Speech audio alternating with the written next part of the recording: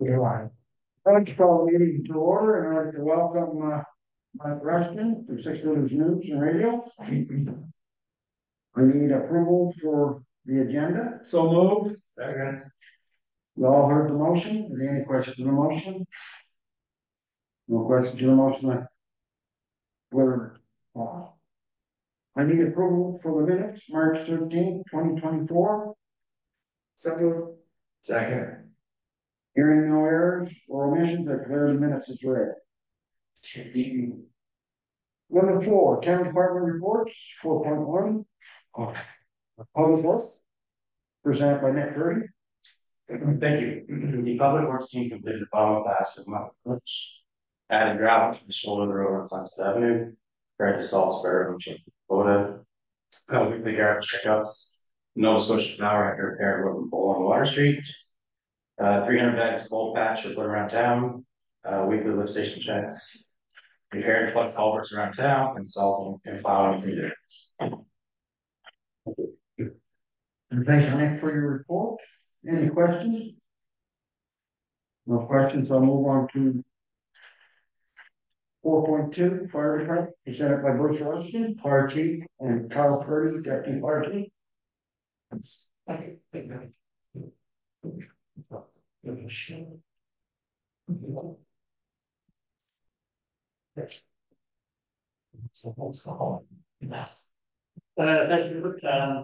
department's been pretty busy this year so far with responding to 43 calls. The month of March, we've responded to 12 calls to motor vehicle collisions in our coverage area, and one of them ending up in a double call with the second accident right behind the first one. 5 medical related calls, all in town. 2 fire alarms, 1 in town, 1 in our coverage area. 1 fire investigation in our coverage area, and 2 structure fires. One of those is in a department, another district. 6 of these calls were in town, 5 in our coverage area, and 1, like I said, is just in another department. 2 of these calls were quite serious. One was a motor vehicle collision on highway to transport trucks, and the other one was a tragic structure fire. Our condolences and thoughts are with the family for that. Our members responded to these calls and applied their knowledge and skills that they trained for, and in a very professional manner. We'd like to thank our mutual aid partners that work with us on scene and cover our district while we're at these calls. This Thursday night, we have our monthly training. We'll be training in the Waverly Street area with one of our mutual aid partners. We also have wildland fire training coming up this Saturday, 13th, with DNRR and various departments throughout the county. And several of our members and spouses, along with some of our mutual aid partners, met with the CISO team past month as a critical incident stress management team, just to give us a briefing what they offered and what they're about. So I touched on the number of calls that we've had to date. Just as a point of reference, in 1983, the department responded to 48 calls with 28 members. We currently have 28 members as well. And last year we responded to 165 calls. In 1984, 56 calls. 1985, 72 calls, with 27 of those, as Jimmy learned. We might get, I hate to say this, we might 1 or 2 more. Big difference. I'd like to take a moment to just thank everyone for their purchasing of the Nova Scotia Firefighters 50/50 tickets in support of the Oxford Fire Department. This fundraiser allows us to purchase much needed equipment. We recently purchased several new helmets and new bunker gear. The cost is just under $27,000 for that, so it's a big boost to our departments. We'd like to thank everybody for their support. We are trying to move forward, and I've talked to Linda about this, our CAO, moving forward with the purchase of a new fire truck, so we'll be meeting with that over the coming weeks. We've got 2 trucks that are beyond their life expectancy. They're over 20 years old. With the growth of the town, the new housing, with the Oxford Frozen Foods building that new office complex up there and other additions to their facility, we've got a new recreational complex coming here in town. We need to expand and grow with that. So it's going to take a lot, and we're hoping to move forward with some of these things. We also need to look at our water supply, optional water supply. for the hydrants or happen to be down for a water break or maintenance reasons.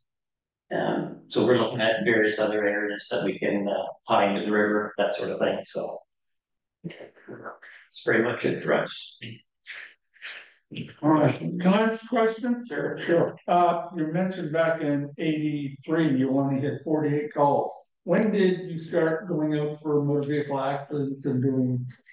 So they would have been doing accidents back then. At one time, Oxford and I think it was Spring Hill were two of the only sort of jobs and rescue tools. So they would have been back then. That was obviously before my time in the Oxford Fire Department. But I was just going through some old notes and I found that. And I found it quite interesting. Yeah, well, when you consider the number you've had last year. Yes. 80. Yeah, and like I said, we're already at 43 this year. So Yeah.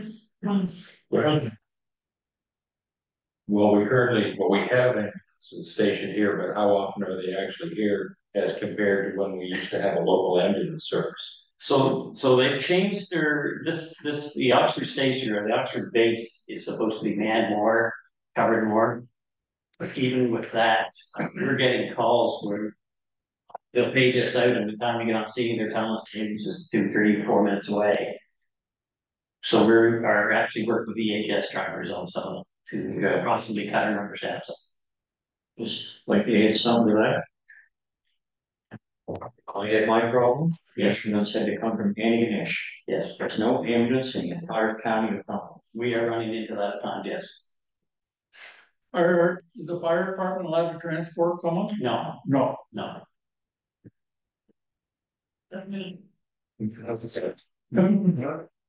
They're going to treat every Thursday night or once a week. So we currently train once a month. We do have, as Kyle mentioned, training optional Thursdays, or this week we have one on a Saturday. So the firefighters we have through it today. Just for like a recreation using the hall. Should be had. So we thought it was every Thursday weekend. So we're there every Thursday.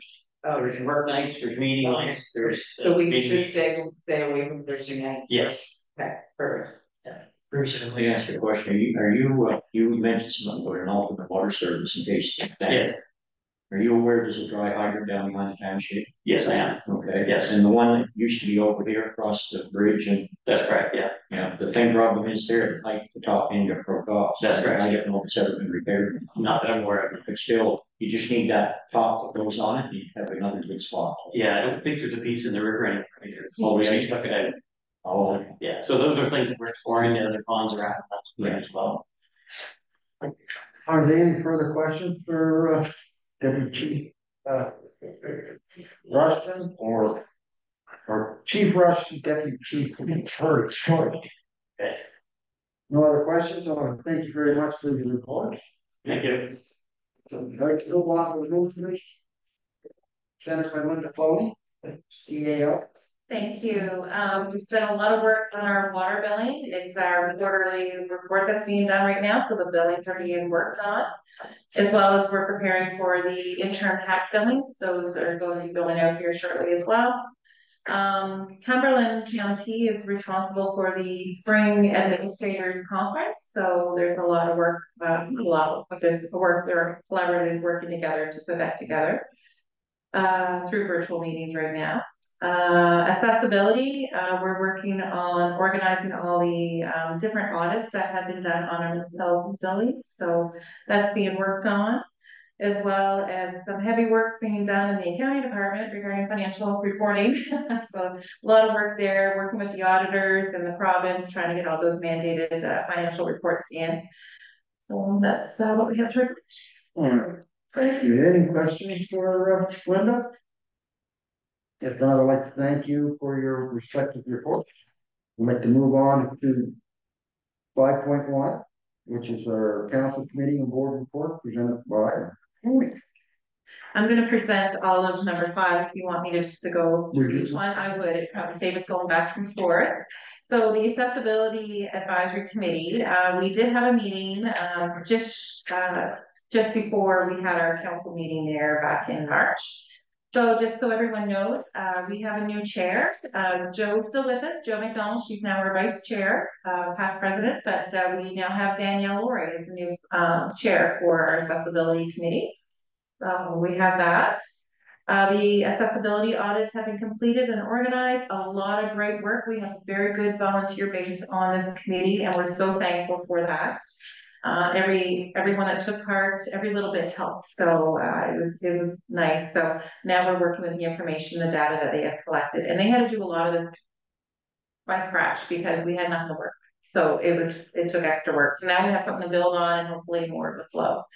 Also, Nova Scotia Access Awareness Week is May 26th to June 1st. So we'll be signifying that here through the town hall, probably with a flag and proclamation.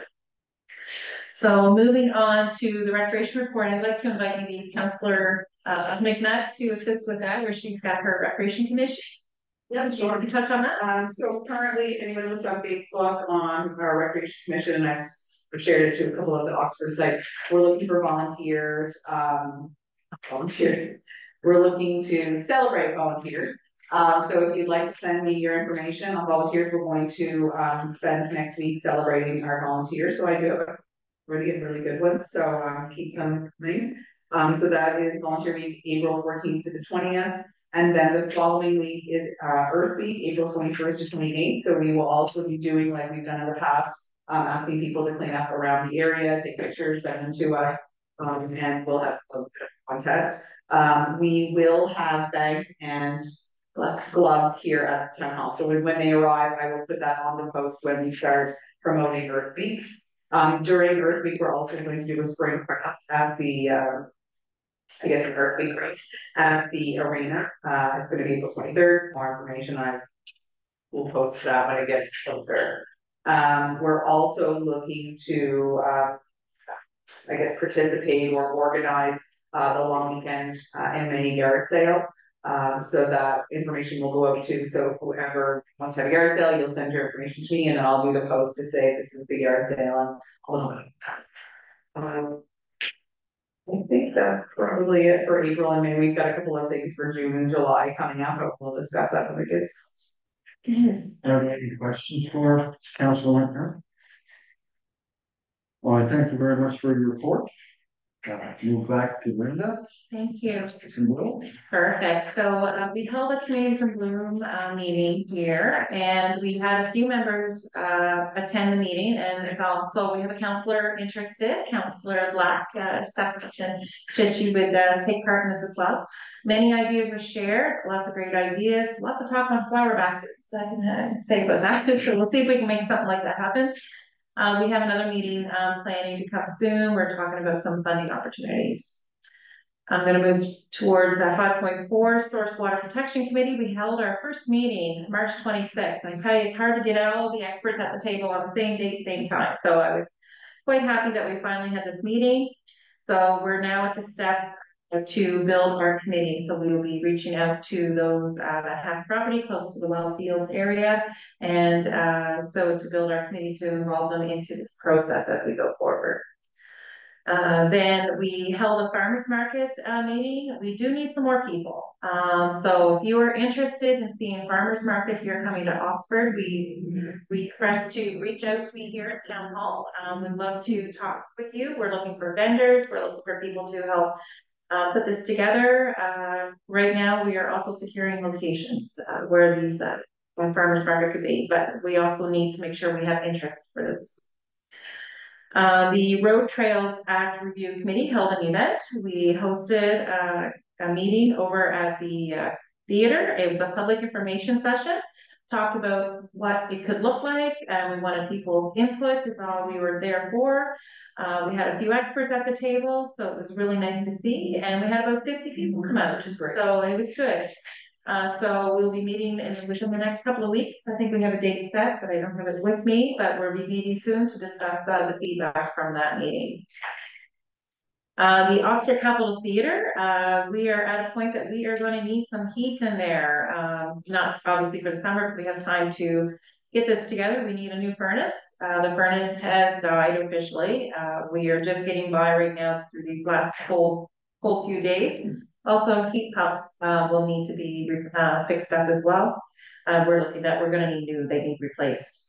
But I should note that we have some excellent volunteers in there. There's two amazing groups. We have Ruth Collins with her drama group, as well as the music society that's in there, and they work so well together, and they're working with me. We've been, all three of us, we have a calendar together. We just, it's working out well. So I'm just really happy to talk about that. So, but anyways, I have a birthday party booked. So yes, we're open for birthday parties at the theater. We're just keeping things moving. So that's all I have to report. Do we have any questions for? Yeah, I have a question on the theater. Where were the heat pumps put in there? When? You know? Actually, the music society put them in. They had them installed. It's just too small for what the theater needs. It doesn't work well with the furnace, and it's come to time, so it's been investigated. It's been more than 5 years. So I don't know what lifespan now. I think my brothers first. Yeah, they're undersized. I have a question. 5 years would be nothing for Scotia. Yeah, no, they're not the right size. They do recommend to be larger for the amount of space. It's such a high ceiling. I think I saw something, Department of Culture grants available for, would the theater be covered, to be good part of the furnace cost, be covered in that. We're looking at that, yes, and the heat pumps, Stan there was able to find some granting opportunities as well, so we're looking at all of that and possibly some fundraising. The two groups I mentioned offer to help fundraise for that as well, so we're looking at any way. They really, like, I like when someone steps up and kind of like owns it, and they really own it, like they take pride in it, and they really want it to be better. It's nice to see. It's a good group that's in It there. really is, Yeah, yeah. they're taking great care of our building. Yeah. 100%. Who owns the heat pumps? It's in the town, the music society, as I understand it, I'm just recalling from previous people, but I understand that music society fundraised for those and have them installed. So there's, They're theirs technically, yeah, even though it's, say for the towns, they put them safe. yeah, no, they're not ours, yeah, the society would own them, yeah, yeah. Right. Mhm. Thank you. Are there You're welcome. any other questions? Well, Linda, I'd like to thank you for your constructive reports, and I'd like to move on to 6.1, which is item discussion correspondence presented on the phone. Okay. Okay, so we have three different correspondence, so I'll just go through those. The first one, all of these are in your package. It's in the council package. It is available online. So the first one is it's a great news story about our service exchange. It has gone through. The new service exchange agreement has been signed. This agreement has come into effect April 1st. The province will be making a historical and annual investment of 82 million. This is a 52 million increase from the 30 million in funding through the annual municipal financial capacity grant. So the details of the service exchange agreement is attached with this document. So you can see all the details, but some of the examples will be affected is our municipal financial capacity grant. So we hope to see an increase there. Corrections, the municipalities will no longer be covering this. The province will be covering that cost, as well as involvement with roads that could be truck roads and things like that. So for infrastructure, some sharing as well. So these are things that are affected due to the service exchange. So that's really a good news. I think the town saves around $62,000 a year with this agreement. Corrections, Ruth Ann, the corrections, is that just Department of Justice? Yes, yeah, they do. There's an $40,000 a year. Yeah, not the RCMP, not like, No, yeah, I think it's the probation. It's a $14,000 fee that we pay them, depending on every year. But it's not the RCMP. Province is now going back to 50-50. on front highways. So If approved, we have to apply for it, and if they see the same need, and there's a lot to it, but yes, they're looking at their cost sharing. So Yeah, and I that's great. believe it's related to the probation officers. Yeah, Right, yes, yeah. I think there's something to do with restorative justice, and yeah, that's good stuff there. So then we are moving into the new Provincial Department of Emergency Measurement note that was sent out by Minister Lohr as well. He's been busy, lots of letters coming out. So he just wanted to know that the last 18 months has been tremendously difficult as it relates to extreme weather events. There's been hurricanes, wildfires, and floods that impacts all of our communities and residents that we serve here. So the government tabled legislation that will establish a new provincial Department of Emergency Management. Once that's established, it is the intention that this new department will have a mandate to lead, direct, and support a coordinated whole of government response to emergencies and transition to a culture of preparedness across the province. So they're also going to be launching the Nova Scotian Guard, which will be a group of volunteers and organizations from across the province who will help communities during and after emergencies. So if you're interested in volunteering in this information is also attached in our package, but there's opportunity there for anyone that would have, they're looking for specialty skills such as firefighters, or firefighters as well.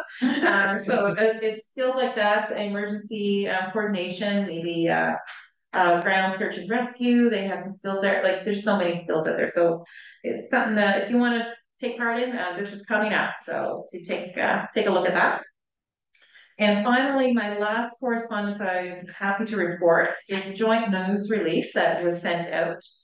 So Mayors David Cogan, Murray Scott, and Greg Henley, the Cumberland Public Library's Chair, Dale Faulkner, is pleased to announce that an agreement has been reached on the provision of additional financial resources for the Cumberland Public Libraries for fiscal year 24-25, resulting in the restoration of all previously provided services at all of the branches within our Cumberland Public Libraries. So Oxford, we had lost 6 hours, that's coming back. Any programming that was lost due to maybe we couldn't get the books and stuff like that, that's coming back. Pugwash will be reinstated, all the other areas as well. So this was a good news story. And the thing is, getting to work with this and collaborating with the other municipalities was a great experience. So quite thankful this was able to come together. So, and without the help of council, we wouldn't be here. So thank you. Are there any questions or? So they're still going to provide books for the future, Yes. so that we don't get behind. That the book expense has been back instated again. So yes. And this is only one.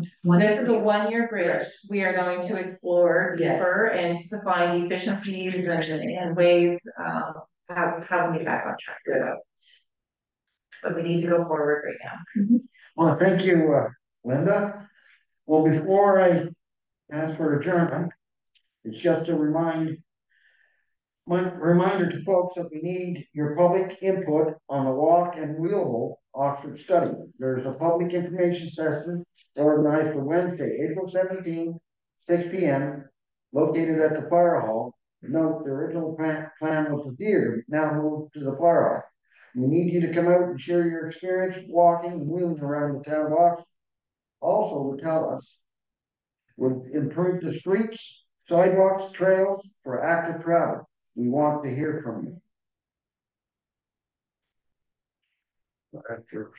No, it's clear. Yes.